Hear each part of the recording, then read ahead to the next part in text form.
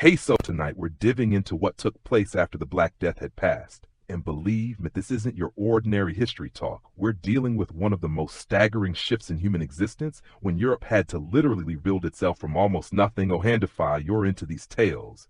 I'd be grateful for a like or a subscribe, also curious to know where you're tuning in from. So drop a comment with your location and the time. There it always amazes me how people are falling asleep to this across the globe. Okay? Now get comfortable, take a deep slow. Breathe and let your body sink into whatever you're laying on. We're heading back to 1453. And you'll be thankful for that mattress by the time we're through. So here you are, you've just awakened in England 35 years after the Black Death tore through Europe. Like nothing seen before. The good part, you made it through the bad part. Well, let's just say the world you knew doesn't exist anymore. You open your eyes, and what strikes you first isn't what you notice, but what you don't. The absence of sound. No morning chatter from the town square. No kids running about and pounding from the blacksmith's forge. Only silence. That heavy, unnatural hush that lingers too many once live. Your muscles are cheesy. You stretch that deep exhaustion born of working farm, or than your body can't take. But these days, every survivor labors more than they should. There isn't any other option. You're all over feeling the coarsest straw mattress beneath. You at least there's a mattress now, before the pestilence presents like you lay on bare ground with a few rags for cover. But now with half the population wiped out, there's suddenly more goodsly in. Garound, strange how that turns out. You sit up slowly, letting your eyes adapt to the faint light coming through the lone small window. The home itself is larger than what you grew up in. To belong to the miller and his family. All 6 of them gone in just a week, back in 1348. Their remains buried in the churchyard among countless others' mass graves dug to contain them. These days, you try not to linger on those thoughts too much. The floor creaks under your steps. Real wooden planks, not just packed earth you inherited more than walls when the plague ended. Here's H in the corner with clothing that actually fits a proper cooking pot above the fireplace. Even a pewter cup onto something only richens would have. Strange how disasters shift wealth, but never in ways anyone desires. You slip into your tunic wool. Instead of the coarse hempy you once wore, it feels good warm against your body.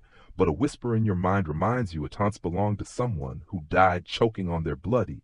Try not to dwell on that either. Outside your breath, white in the crisp air.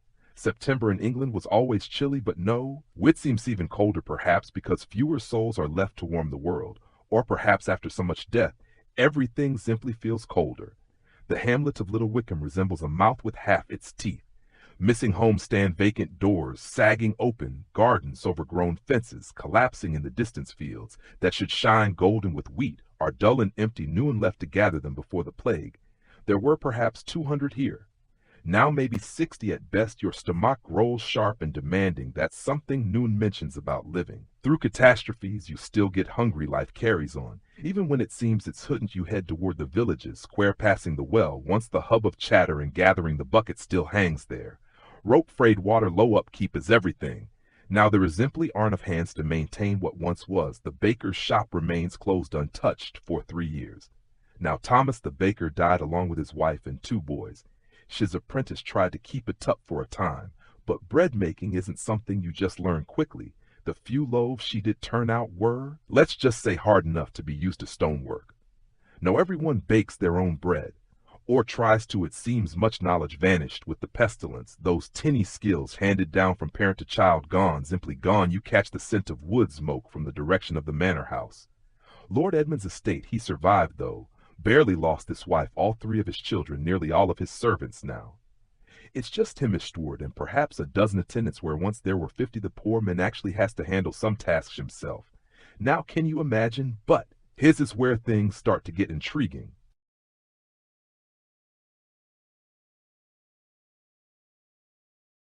And this is the part that would have been unimaginable before the plague. You're not about to bowl or scrape the ground when you face him. You won't tug your forelock and mutter as my lord, and now my lord, the way your father once did, because Lord Edmund relies on you more than you're really on him. When half the people vanish overnight, those who remain become extremely valuable supply and demand in the medieval sense. Your boots scrunch over frost-coated grass.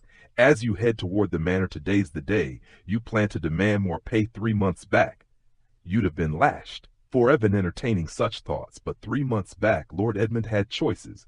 Now, what doesn't the man arises before you stone wall sounds intimidating. Now just expensive barriers enclosing a hollowed-out home. Most windows are sealed, no reason to heat unused rooms. You strike the heavy door 3 times. The knocks echo in the still morning. Steps approach slow and tired. The steward opens it. Richard once had 3 assistants. Now women ages all task himself mourning. Thomas he greets his voice, carrying that particular fatigue shared by all these days, the fatigue of people stretching themselves tooth in mourning. Richard a need to speak with his lordship. Richard arches a brow, for the plague peasants never demanded audiences with lords. But these are not pre-plague times, she's in the solar. I'll inform him you wait in the great hall even here. The changes are plain of pastries dulled by dust, noon left to care for them properly. The long tables where dozens on stand shoved aside and draped with cloth. Lord Edmund descends the stairs, smaller than you recall, thinner. The pestilence didn't claim him. Be it carved 20 ye. Arsentoph, if his clothes remain fine, but so loosely on his frame, even the wealthy no longer read as they once did. Thomas she says, making his way down each step with deliberate grace. Richard tells me you wish to speak with me and my lord about my wages. The words hang in the air where once they would have earned you stocks or worse. But Lord Edmund only exhales like a man tired of having this talk again and again. What do you earn now? 2 shillings saw week A. But John in Great Wickham gets 3 for the same work, and they give him an extra measure of grain. Lord Edmund's jaw hard, and's always been. Heckuch himself short breathed. Steady, what exactly are you asking? 3 shillings and Sunday soft, properly off, not just morning service. Back to labor. The old Lord Edmund would have erupted summoned guards had you beaten, but that Edmund had 50 men to choose from. This one has you and scarcely filed toward his fields, brown stubble, where golden wheat should sway, fields that must be readied for winter planting, with too few hands to manage it. 2 shillings and 6 pence he concedes, in Sunday afternoons free. You act as though you're weighing the offer, though I'd exceeds what you expected. But you've learned one crucial lesson in these past years: when someone depends on you more than you depend on them, you hold the power. Done you reply, stretching out your hand. He clasped Sidalord, shaking hands with a peasant. Your grandfather would have dropped dead. In shock as you return through the village, you pass the churchyard, the original burial ground filled long ago by the plague, so they cut new plots. Then those too were filled. Now graves scatter around the church like fallen leaves. Yet somehow life press. Cesson, you catch sight of Margaret hanging clothes behind her cottage. She wears a dress far too vanilla for a widow. But her husband had been the wealthiest merchant in the village before he died. Now she controls shish trade, such as it is women inheriting property, running shops of their own, something that would never have been permitted before.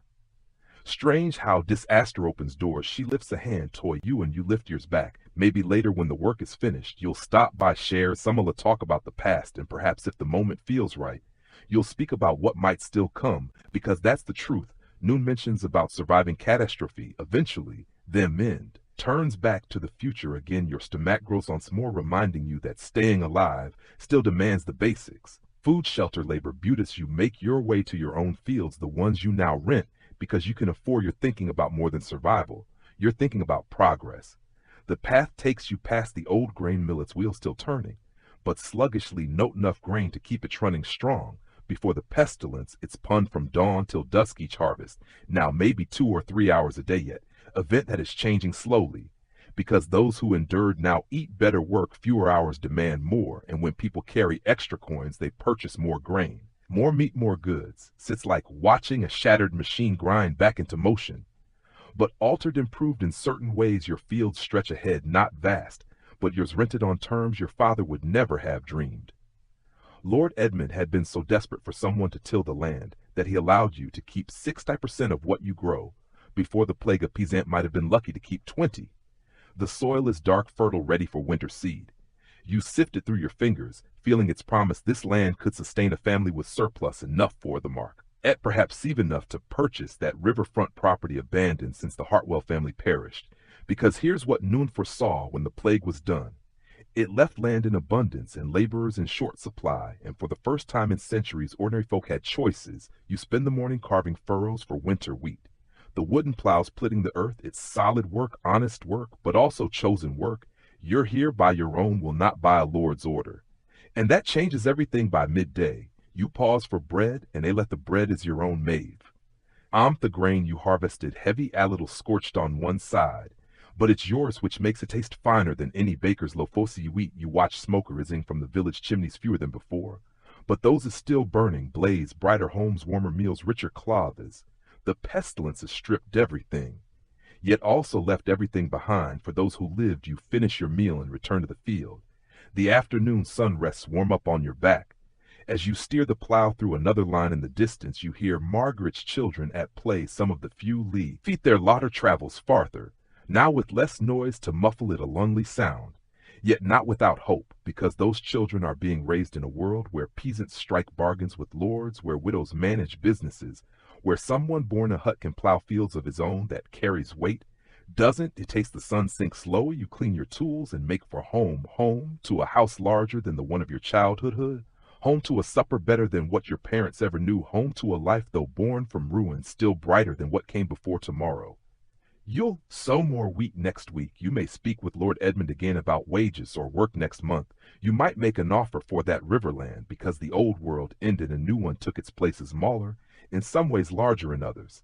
And as you slip beneath warm wool blankets, you think of the children you may have one day. They'll come of age in a world where people like you, those who labor with hands and sweat for their bread, finally hold a voice in how life is shaped. That's no small thing. That's everything. Your eyelids grow heavy.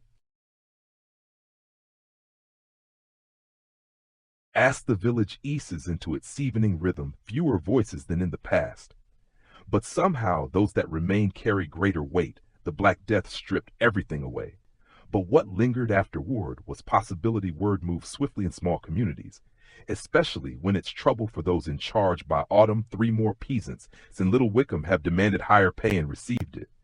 Margaret has taken on 2 neighbors to help with her trading business, paying wages that would have been unthinkable just years before. But here's where matters grow. Tangled King Edward's court in London has been hearing whispers of peasants growing defiant, tales of lords granting absurd tales of the natural order being overturned.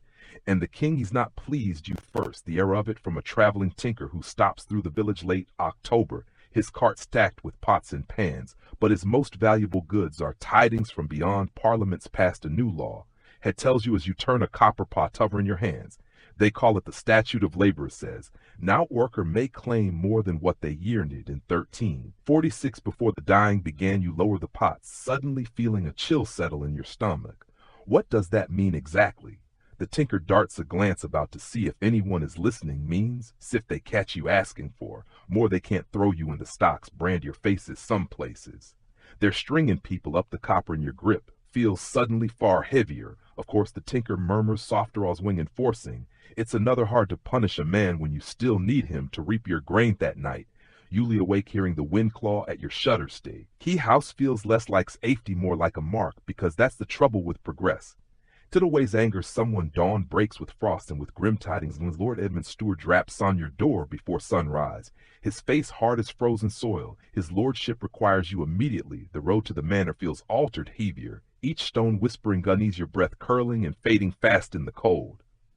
Lord Edmund waits in the great hall, but he isn't alone. 2 men in the king's livery stand, flanking him, sword sheavy at their sides. Royal commissioner sent to info. Our set the law. Thomas. Lord Ed begins, voice deliberately even. If ere we must revisit our agreement. 1 commissioner steps forward, young, not more than 25, with pale soft hands that have never gripped a plow. By command of King Edward, all wages return to their measure of 1346, 2 shillings per week. No higher. Your chest tightens, but your reply is steady. And if I refuse, the commissioner's hand falls to his sword.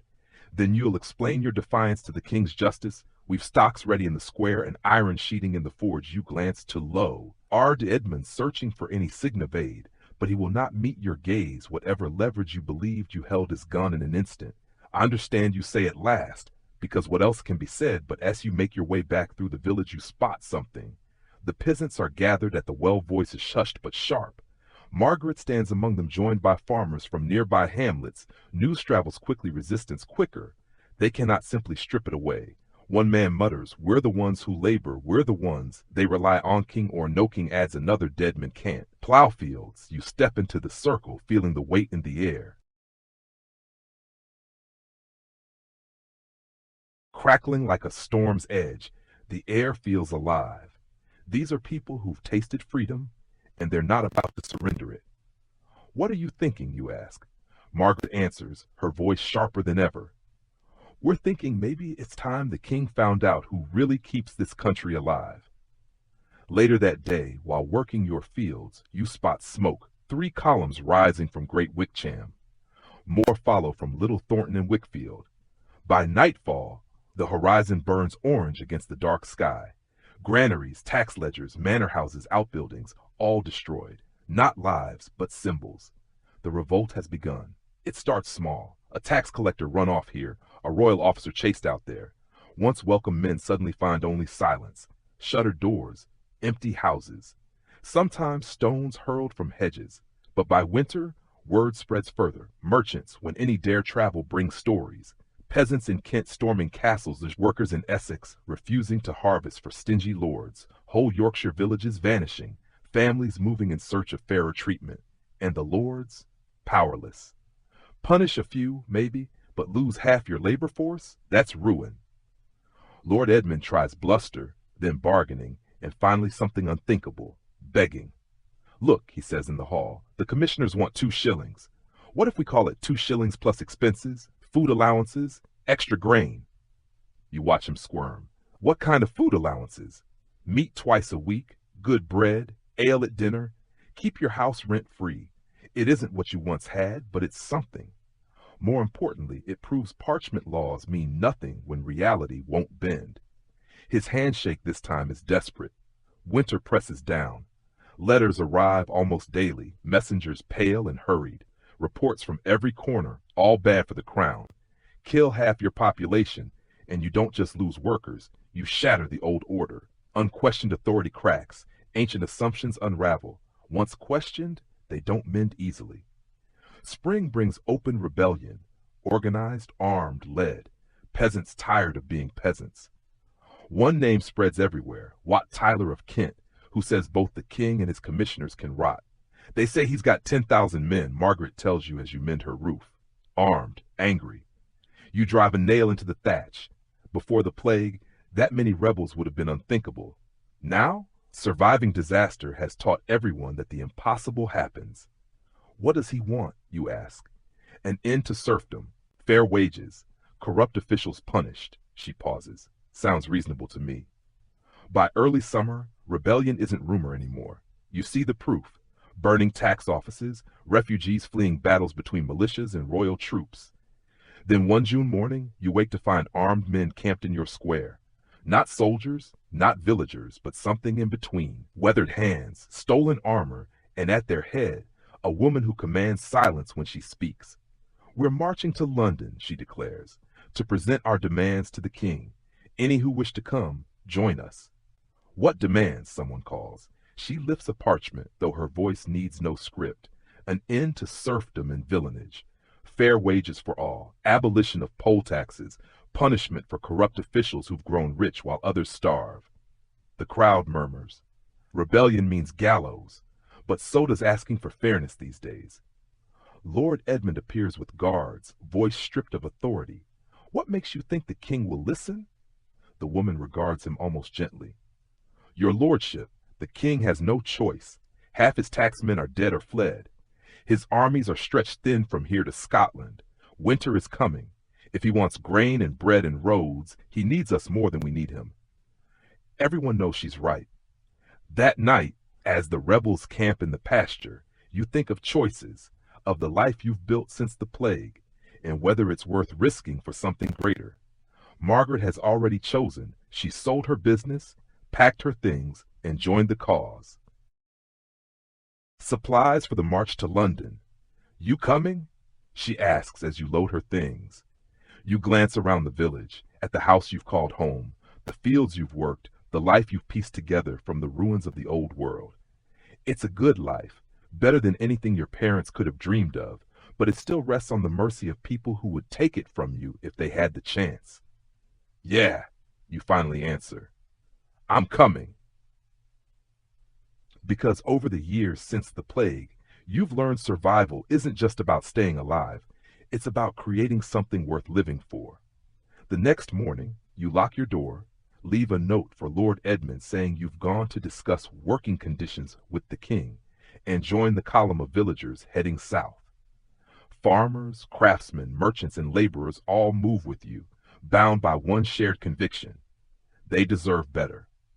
Some carry blades, some carry tools, but all carry something that didn't exist before the plague: hope.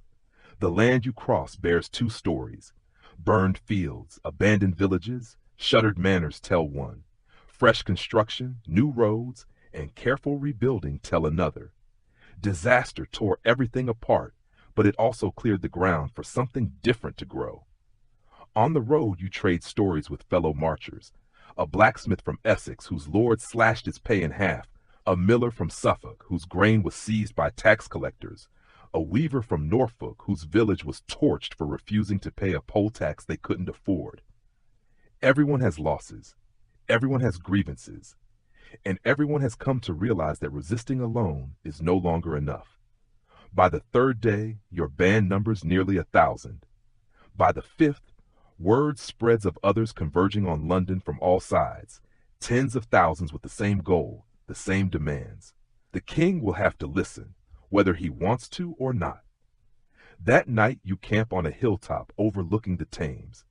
Beyond the river, London glimmers, its smoke and lights promising the most important confrontation in the kingdom's history. As you settle on your bedroll, listening to the hum of voices by the fire, you measure how far you've come. 5 years ago, you were a serf who couldn't leave his lord's land. Tonight, you lie outside the capital as a free man, preparing to face the king on equal ground. Even if tomorrow goes wrong, that's worth something. The stars overhead are the same ones that lit the plague years when death filled the streets and no future seemed possible. But the future came anyway, and it looks nothing like anyone imagined.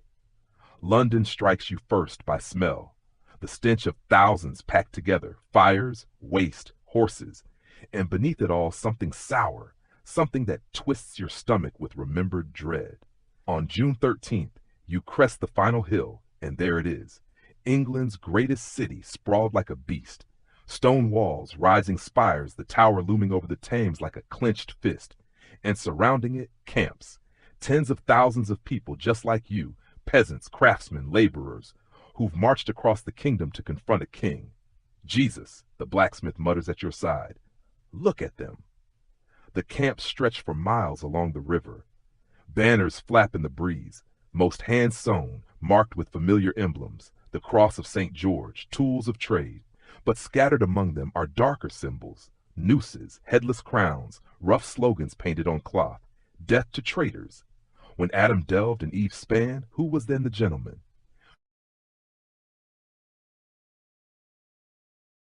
Then your group finds space on the hillside of Blackheath, where the Kentish rebels are already gathered under their leader, Wat Tyler. He's smaller than you imagined, maybe 40, with a weathered face that tells of long years of work and harder choices. But when he speaks, the entire camp falls silent. Brothers, he calls, his voice ringing clear without effort.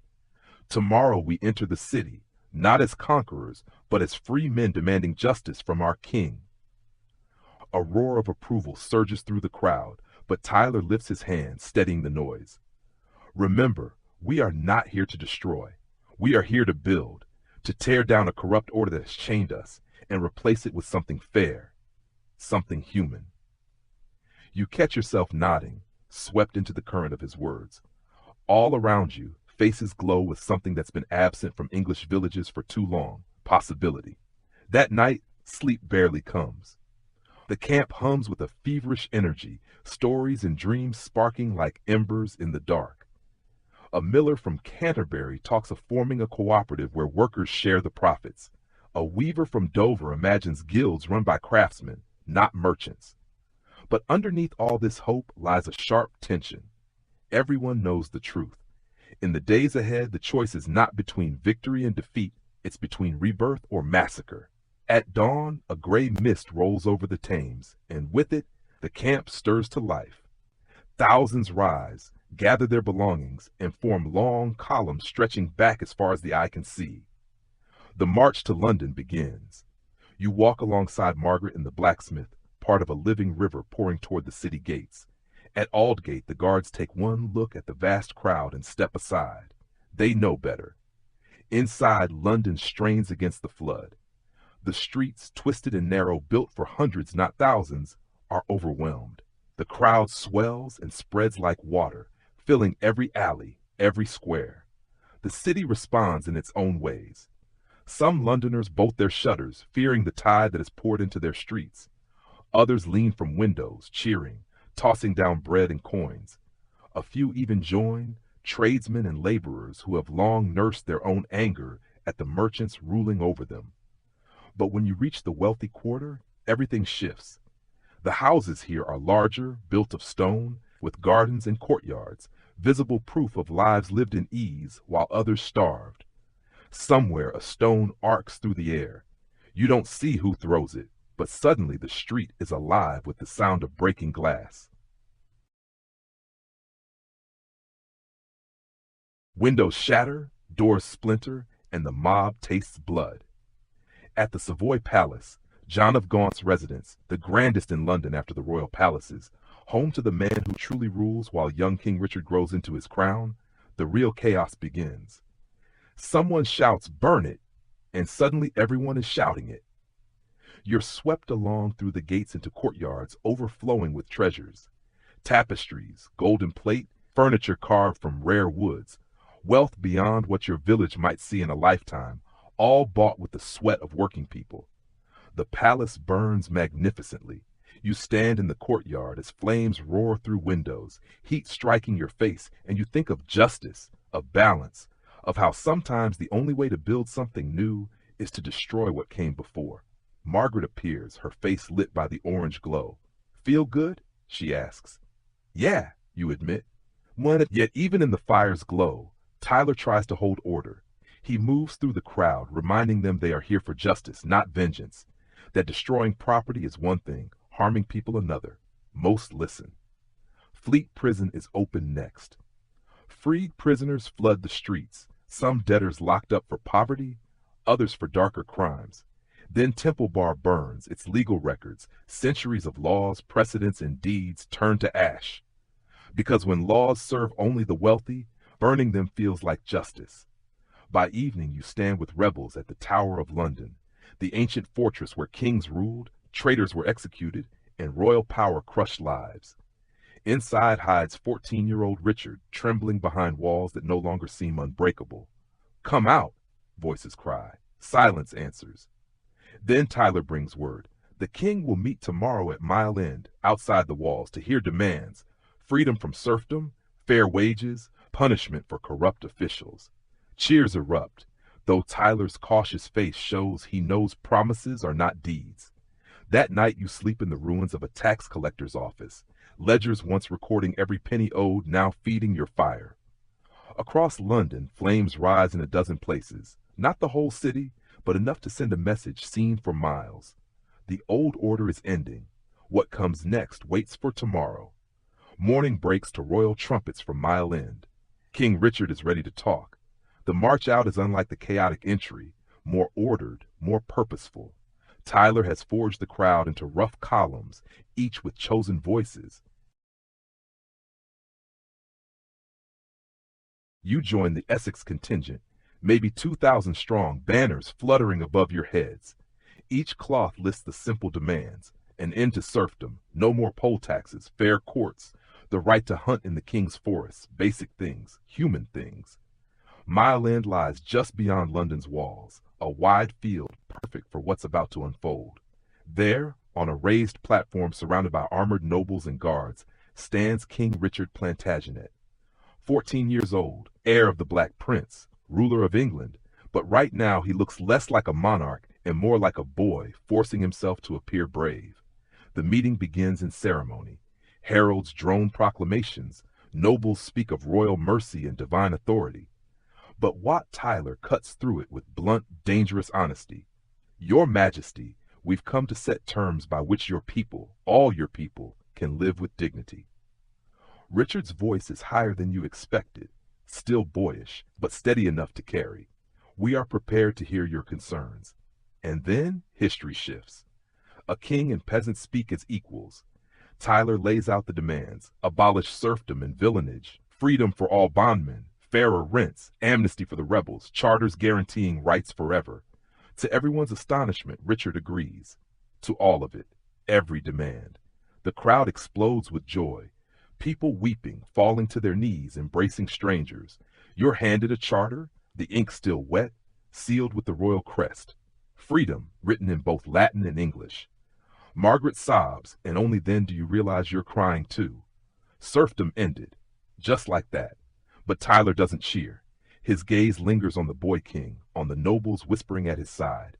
He knows words made under duress can vanish once the pressure is gone. His caution feels like a shadow over the light, and then the shadow deepens. Even as the charters are being written and passed from hand to hand, another group of rebels has acted. Impatient with talk, they storm the Tower of London itself, overwhelming guards and dragging out the men they blame for everything. Simon Sudbury, Archbishop of Canterbury, who blessed the poll taxes. Robert Hales, treasurer, who collected them while peasants starved. John Ledge, the architect of the oppressive system. All three are executed on Tower Hill. Sudbury's severed head now rots on a spike. A messenger brings the news to Mile End, panting, ash-faced. The celebrations turn to something darker, heavier. The charters still gleam with hope, but now the truth is undeniable. This is no longer petition or protest. This is revolution, bloody and irreversible. Richard pales but does not run. Instead, he asks for another meeting tomorrow. That night outside London, the mood in camp is strange. Part celebration, part dread. Everyone knows they've crossed a line. Executions have turned this rebellion into something beyond negotiation. Either they win everything, or they're crushed completely. No middle ground. You lie awake, staring at the stars, the royal charter folded in your pack, a promise of freedom written in the king's own hand. But alongside that hope, the memory of heads on pikes lingers, grim reminders of what rebellion costs. Tomorrow's meeting at Smithfield will decide whether you walk home as free men or hang as traitors. Smithfield feels different from Mile End. There's no openness here, no sense of equals meeting. The space is tighter, closed in, with too many corners where armed men could wait. You notice these things now. A week of revolution has sharpened your eyes. Soldiers ring the field in precise lines, their presence less like protection and more like a cage. King Richard arrives, no longer the frightened boy of yesterday, but someone coached by men who know how to put down uprisings. Wat Tyler steps forward, tense but determined. "Your Majesty," he begins, "we've come to discuss further terms." But Richard cuts him off. "The terms from yesterday are enough. Go home and trouble us no more." The words land hard like a slap. Promises that had seemed solid yesterday now sound flimsy, conditional. Tyler's voice grows sharper. "Respectfully, Your Majesty, those terms are not enough. We need guarantees, real ones, written down, with punishment for anyone who breaks them." Richard's voice hardens. "You forget yourself, Tyler. We are your king. You do not make demands of us." The crowd stirs uneasily. Yesterday they were petitioners. Today they are rebels on trial. Tyler steps closer, anger and desperation in his face. "We're reasonable men. We've bled for justice. We won't return empty-handed." Richard's voice rises, sharp as a blade. "You speak of blood? You murdered our chancellor and treasurer, men loyal to the crown. Men who lined their pockets while peasants starved," Tyler fires back. The air between them is electric, two visions of England colliding, thousands holding their breath to see which will prevail. Then it happens. Tyler, frustrated, gestures, maybe reaching for his weapon, maybe not. It doesn't matter. William Walworth, Lord Mayor of London, sees the movement and strikes. His sword flashes, slashing Tyler across the neck. Blood sprays. Tyler staggers, eyes wide with shock.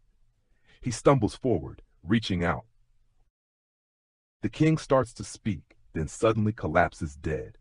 For 3 heartbeats there is silence, just enough time for everyone to grasp what has happened. Then chaos erupts. The crowd surges forward, screaming for vengeance. Swords are drawn, bows strung. The discipline Tyler had enforced vanishes in an instant, and that is when Richard does something astonishing. He spurs his horse forward into the mob, his young voice cutting through the uproar. "You shall have no captain but me. The words are flawless, exactly what is needed. These are not anarchists, but men who still believe in the idea of kingship, who still hope their grievances can be solved by royal justice. And here stands their king, young, fearless, apparently on their side, offering to lead them himself. Against all odds, the mob halts. "Follow me," Richard calls, his confidence growing. "I will be your king and your captain. Your grievances shall be heard. Justice shall be done." It is a masterstroke. In a moment, he transforms an enraged crowd into his own following. Instead of demanding vengeance for their slain leader, they are now rallying behind their monarch. Richard guides them away from Smithfield, away from Tyler's body, leading them to an open field where they can be surrounded by royal troops. Once they are encircled, his true purpose is revealed. "Men of Essex, Kent, and Suffolk," he proclaims with commanding authority, "you have been deceived, led astray by traitors and rebels. Yet we are merciful. Return to your homes now, and you will be forgiven for your momentary confusion." The crowd murmurs, uncertain. Some rebels nod, ready to accept mercy. Others hesitate, suspecting the trap. A voice calls out, "What about the charters? What about our freedom?" Richard smiles coldly. "Those agreements were made under duress. Contracts signed at sword point have no standing." The betrayal is final. A chill settles in your stomach as the truth sinks in. There will be no freedom, no peaceful settlement, only the grim reality of what comes next. Some rebels scatter, fleeing for the edges of the field. Others hold formation, desperate to salvage something. But the royal troops close in, separating leaders from followers, methodically dismantling the rebellion and recasting it as treason. You seize Margaret's hand. "We have to go now." "What about the others?" "They're finished. If we stay, so are we." You slip away in the confusion toward a gap in the tightening circle. Behind you, steel clashes and voices cry out, the sound of a revolution being crushed. The journey home takes 2 weeks. 2 weeks of traveling only at night, hiding by day, avoiding the main roads where royal patrols hunt rebels. The countryside itself bears witness to the crackdown. Smoke from villages that had dared to rise, bodies hanging from trees along the highways. You pass burned-out farmhouses, blackened reminders of families whose men had dared march to London. King Richard, it seems, is very good at remembering enemies. By early July, you arrive in Little Wickham beneath a gray morning sky and find a village transformed. Royal commissioners have swept through, asking questions, writing names, making lists. At the manor house, Lord Edmund greets you, not with kindness, but with cold calculation. "Thomas," he says, eyeing you the way one might assess livestock, "I hear you've been traveling." "Yes, my lord, just visiting family." "Family in London, was it?" The silence that follows is heavy, dangerous. Everyone knows where you've been. Everyone knows what you've done. The only uncertainty is whether Edmund plans to act on it.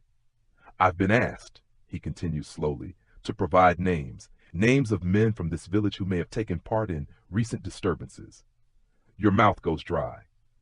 "I've told them," Edmund says at last, "that my workers were here the entire time, busy with the harvest, far too busy to run off to London."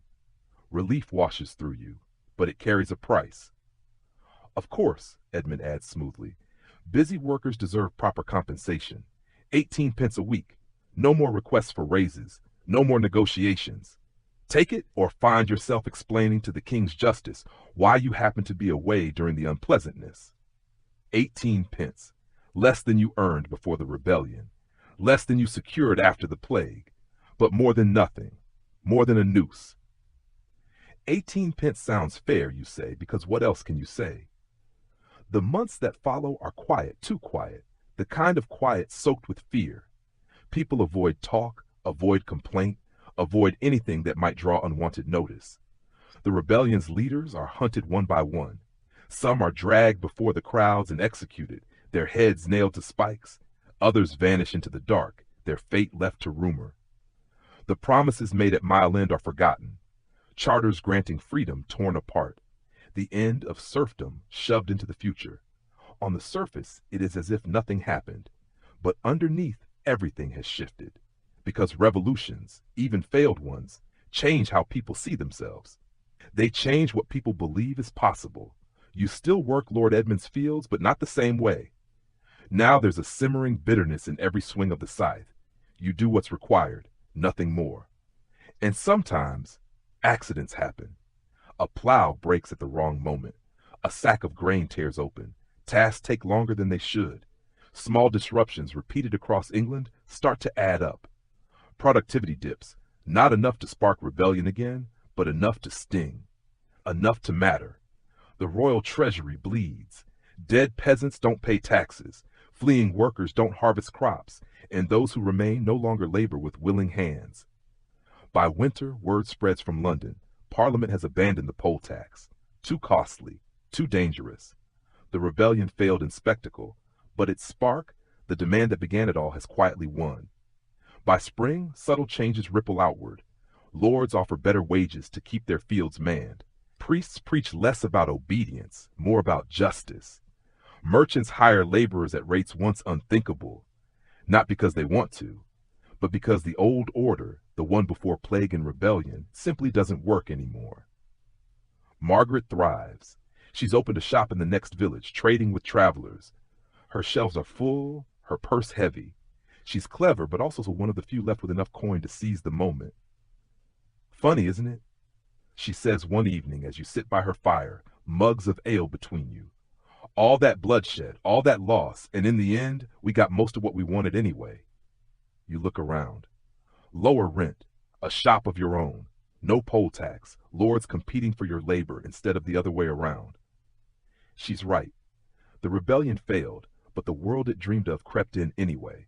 Not loudly, not through battles and banners, but quietly through 1,000 compromises, through cracks in the old system that could never be sealed. That's how real change comes, not with a roar, but with a steady, unstoppable whisper.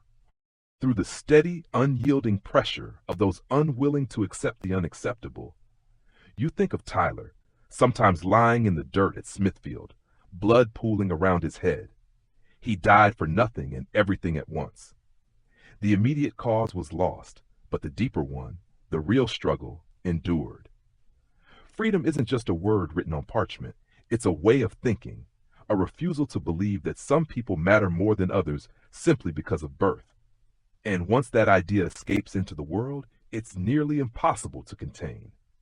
Outside Margaret's window, lights glow in homes across the village, people living their lives, making choices, building futures, not as serfs or bondmen, but as free people who happen to be poor. That's not nothing. That is, in fact, everything.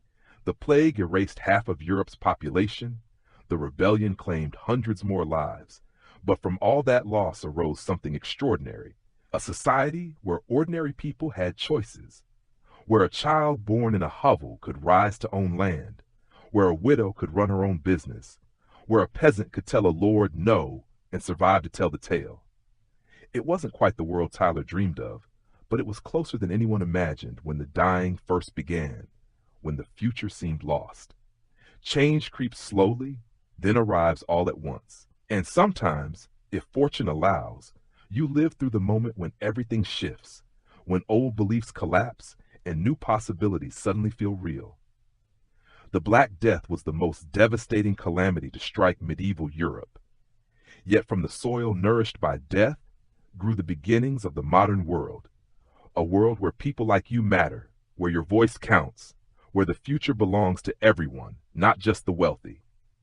That's worth remembering as you fall asleep in a house you chose, earning wages you bargained for, in a village where you are free to stay or leave. The revolution failed, yet somehow, impossibly, you won. Time has a strange way of healing wounds once thought permanent. 15 years have passed since the rebellion, since Tyler's fall at Smithfield, since you returned from London with a price on your head and revolution in your heart. Now, at 43, you own your home outright. Your fields yield enough to feed your family and sell at market. Your eldest son is learning to read, something unimaginable for your class before the plague changed everything. And on quiet evenings, when the day's work is done and the village drifts into calm, you almost forget how the world once was. Almost, but reminders come. A letter from a cousin in Venice. A Merchant's Tale from France, or the sight of one of those strange doctors in bird-like masks wandering the countryside.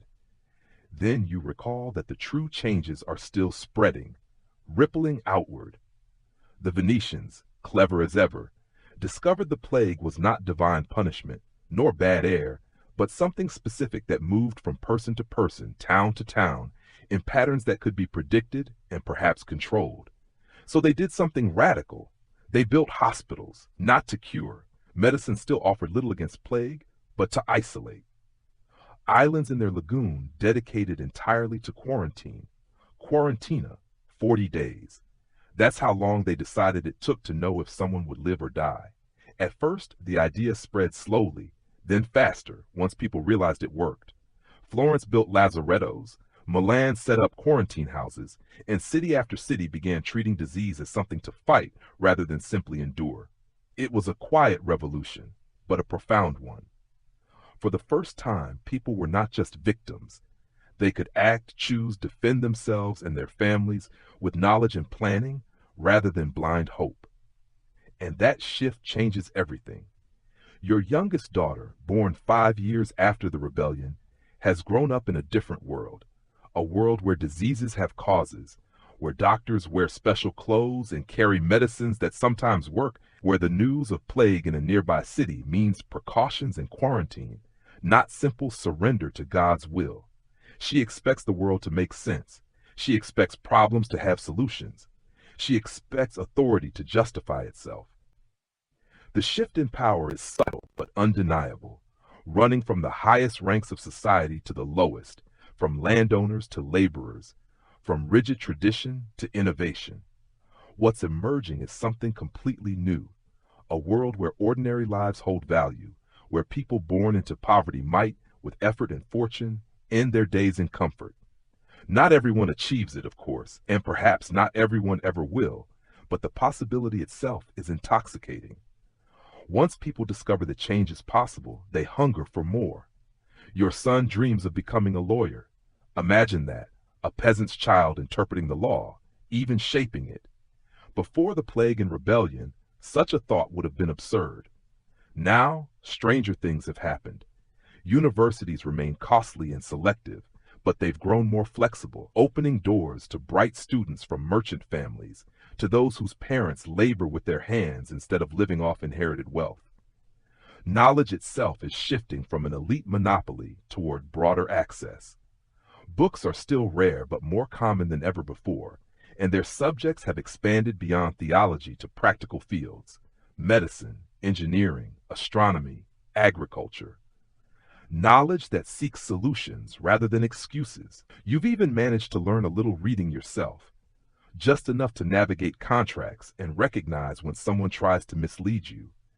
Even that limited literacy grants power, and power, once gained, changes everything. Roads are better maintained now, not by royal decree, but because merchants and travelers demand it, and because communities realize they could profit by taxing and improving them.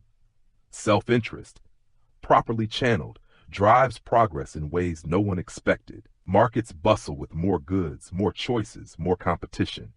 That benefits buyers and workers alike, creating opportunities for anyone clever enough to grasp them. Margaret thrives in this new world. Her trading business stretches across 3 counties, dealing in grain, metalwork, and exotic spices. She employs many workers, pays them fairly, and still profits handsomely. Her secret, she insists, is simple: treat employees as partners, customers as equals, and honesty as an investment. It's revolutionary thinking, but it works. The village has grown too, not to its pre-plague size, but enough. New families arrive seeking opportunities, craftsmen settle for affordable land, and fresh ideas take root. Even the church has changed. Father Michael still preaches, but his sermons emphasize compassion and service rather than fear and damnation. He knows survivors of catastrophe want guidance, not threats, and he also knows that an empty church brings no tithes. Adaptation, even for priests, is survival. Perhaps the most astonishing transformation lies in how people think about the future. Before the plague, the future was fixed. You were born, lived, and died in the same station. Social progress was glacial if it happened at all. Now people make plans, dream of upward mobility, expect their children to surpass them. Hope itself has become contagious. Your eldest daughter has married a blacksmith's son who saves diligently to open his own shop. Your middle son works as a clerk for a wool merchant, learning the trade with ambitions of starting his own company. Your youngest dreams of becoming a doctor who actually heals people. 3 children, 3 paths, all upward. This is not luck, but the direct outcome of a society reshaped by catastrophe. The Black Death broke feudal hierarchies, created labor shortages that empowered workers, and exposed the weakness of traditional authority. The cost was immense. Millions dead, families shattered, communities destroyed. Yet from that ruin rose a new kind of world where merit, innovation, and questioning authority carried more weight than blind obedience. History didn't plan this. It stumbled forward, as it always does, through disaster and adaptation, crisis and chance. The plague was the disaster. The rebellion was the crisis. What followed was the adaptation, and you are living its remarkable results. Now in 1398, you sit by the fire as your youngest daughter carefully practices writing, her letters already neater than your own. She writes to her cousin in London, sharing news of the village, her plans, her hopes.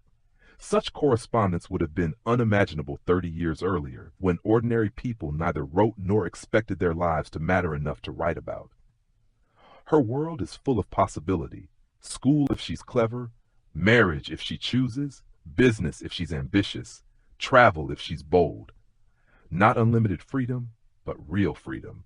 That, more than anything else, is the plague's strangest legacy.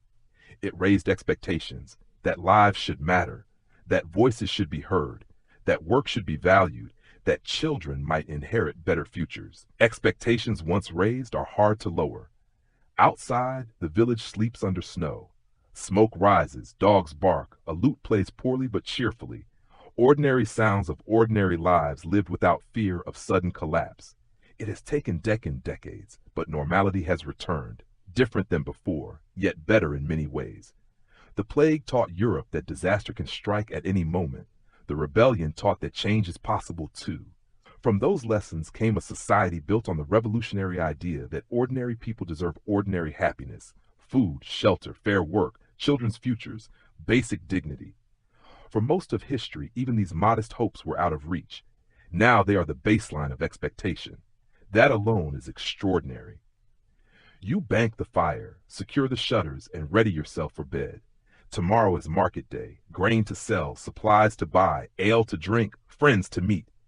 Plans that only exist in a world stable enough to plan for. The Black Death ended half a century ago. The rebellion failed 3 decades past, yet the world left in their wake is one you'd once hardly dare imagine. Not perfect, not equal, but undeniably better. As you drift to sleep in a house you own, in a bed you chose, in a life you built, you realize it is enough. More than enough. This is everything. The future now belongs to people like you. Those who labor, who think, who expect tomorrow to improve and are willing to shape it. That is the plague's most unexpected gift. Not the devastation it brought, but the beginning it made possible. Dreams come easy in such a world. Tomorrow won't be flawless, but it will be better. And that is revolution enough.